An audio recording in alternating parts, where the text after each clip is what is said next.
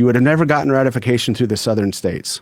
But they knew that there are, and when you read the Federalist Papers, they knew that they were erecting this system.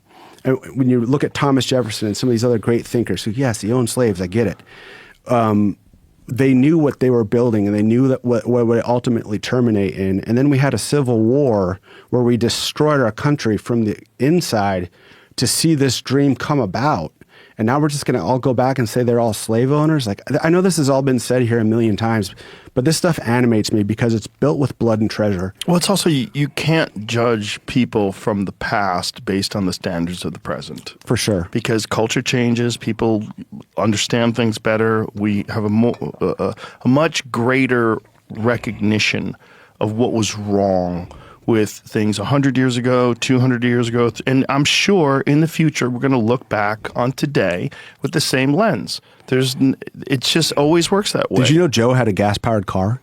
Exactly. That kind of stuff. Yeah. Did you know that? You consumed more, you flew more, you ate more meat, you did whatever you did. You were a problem. He was a problem. Yeah. And now why would we ever, like, I'm voting to get rid of the Joe Rogan experience from the National Archives because he drove a gas car.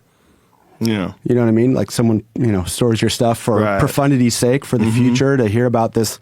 I've always loved your podcast, Joe, and it was because you're a genuinely curious person, and I'm not kissing your ass right now. You're a genuinely curious person that was saying things that were not in the current zeitgeist at the time, and you refused to apologize for it. And it led to a lot of great things, but it led to an updating of the system. And you did it with dialogue, with the dialogos, with, two people trying to learn things about each other. And it led to an updating of a system. I think it's very important for culture to have free and open dialogue so we can update our system. So bad ideas can die so we don't have to die instead of our bad ideas. Yeah. Because if I can't express a bad idea, I have to act it out.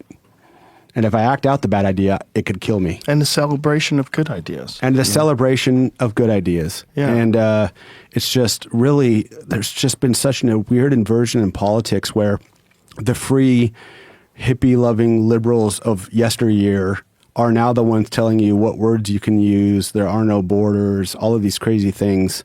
And I always say to people, I said it to Andy, some fun, my last podcast with him, I'm like a 1996 Bill Clinton Democrat.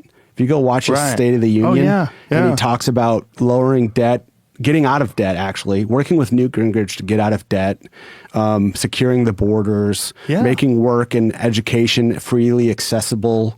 I'm voting for that guy. I know. Isn't it crazy? That's why the problem of labels doesn't work, ideological labels.